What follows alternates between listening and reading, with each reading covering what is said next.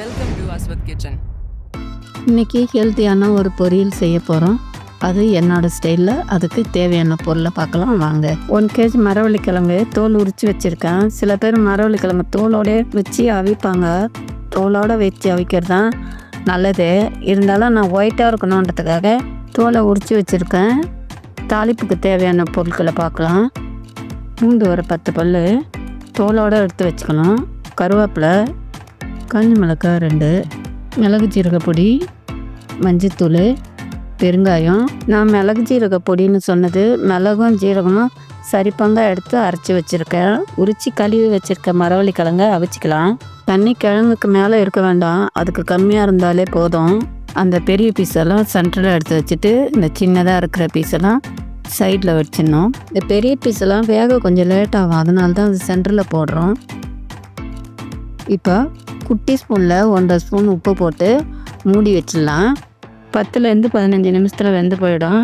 தாளிப்புக்கு தேவையான பொருளெல்லாம் ரெடி பண்ணிக்கலாம். ஃபஸ்ட்டு பூண்டை ஒன்று பதிமாக இடிக்கிறேன். நான் எப்படி இடிச்சிருக்கேன் பாருங்க. நீங்கள் போட்டு நையே இடித்து போட்டுறாதீங்க. இது மாதிரி இருந்தால் தான் டேஸ்ட்டாக இருக்கும். பல்லில் கடிப்படும்போது நல்லாயிருக்கும். இந்த மிளகாயை பொடியாக கிள்ளி வச்சுக்கலாம். 3 பீஸு இல்லை 4 பீஸாக கிள்ளி வச்சுக்கிறேன். கருவேப்பிலையும் பொடியாக கிள்ளி வைக்கிறேன். வச்சு 10 நிமிஷம் இருக்கும். கிழங்கு வெந்துருச்சான்னு பார்க்கலாம். கிழங்கு 10 நிமிஷத்துக்குள்ளேயே வெந்து போயிடும். சில கிழங்கு 15 நிமிஷம் கூட ஆகிடும், வேகாது. ஆனால் இது நமக்கு 10 நிமிஷத்தில் வெந்து போயிடுச்சு. நான் எடுத்துடுறேன் பாருங்கள். கிழங்கு அவிக்க தெரியாதவங்க கரண்டியால் லைட்டாக கிழங்கு அழுத்தி பாருங்கள். சாஃப்டாக இருந்ததுன்னா வெந்துருச்சுன்னு அர்த்தம். எடுத்துட வேண்டியது தான். அப்படியே கிழங்கு அவிக்கிறதுக்கு இதான் ஒரு நல்ல மெத்தடு. நீங்கள் குக்கரில் வைக்கிறது, கட் பண்ணி போட்டு அவிக்கிறதெல்லாம் வச்சுக்கிட்டிங்கன்னா கொலன்னு ஆகிடும். இது பாருங்கள், நான் உதுத்தி வைக்கிறேன். எவ்வளோ பொலன்னு இருக்குது பாருங்கள். அவிச்ச எல்லா கிழங்கும் போடலை, 4 கிழங்கு தான் எடுத்துக்கிட்டேன் நான். இந்த பாருங்கள், நாரெல்லாம் எடுத்துகிட்டு உதுத்தி வச்சுருக்கேன். இந்த பாருங்கள், அந்த நாரெல்லாம் நான் ஒன்று சொல்ல மறந்துட்டேன். கிழங்கு வாங்கும்போதே நார் இல்லாத கிழங்க கேட்டு வாங்கிக்கோங்க. இப்போ ஸ்டவ் ஆன் பண்ணிப்போம். தாளிப்பு போட வானல் தண்ணியாக இருக்குது, கொஞ்சம் சூடு ஏறட்டும். வானல் சூடு ஏறிடுச்சு.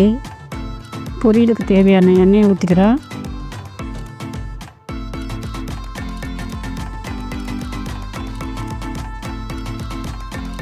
எண்ணெய் சூடு ஏறிடுச்சு. கடுகு ஒரு 1/4 ஸ்பூன் போட்டுக்கிறேன்.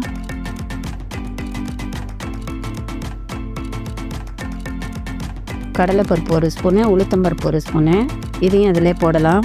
நல்லா கோல்டன் ப்ரௌன் வந்ததுக்கப்புறம் கிள்ளி வச்சிருந்த காஞ்ச மிளகாயும் இடித்து வச்சிருந்த பூண்டையும் ஒன்றா போட்டு செவர்ற வரைக்கும் வதக்கணும்.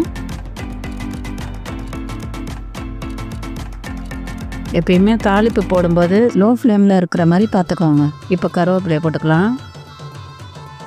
இது கூடவே பெருங்காயம் எடுத்து 2 சிட்டிக்கு அளவு போட்டுட்டு மிளகு ஜீரக பொடியும் அதிலே போட்டுக்கலாம். நல்லா வதக்கிடுங்க. பாருங்கள் எந்த அளவு கலர் சேஞ்ச் ஆகிருக்கு. இப்போ உதித்து வச்சிருந்த கிழங்கு அதில் போட்டுக்கலாம். மசாலாலாம் நல்லா ஸ்ப்ரெட் ஆகிற அளவுக்கு நல்லா கலரி விட்டுக்கலாம். ஆல்ரெடி உப்பு போட்டு தான் நம்ம கிழங்கு அவிச்சோம். இப்போ தாளிப்பு போட்டனால உப்பு பத்தாது. நான் குட்டி டீஸ்பூனில் 1 ஸ்பூன் போடுறேன். மஞ்சத்தூள் 1/4 ஸ்பூன் போடுறேன். ஒரு கை தண்ணி எடுத்து அப்படியே தெளித்து விட்டுக்கணும். ட்ரையாக இருக்கும், அதனால தான் தண்ணி தெளிக்கிறோம். மஞ்சத்தூள் வாடை போகிற வரைக்கும் நல்லா கலரி விடணும்.